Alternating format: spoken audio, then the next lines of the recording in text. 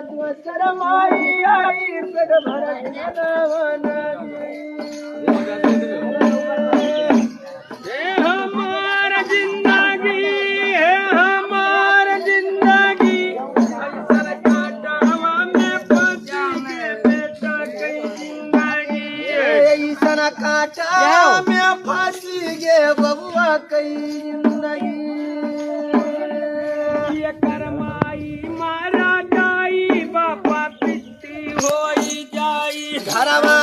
शरमाई आई पेट भर खाना चाचा चाची के गोहराई चाची बोली यमुना बोले माई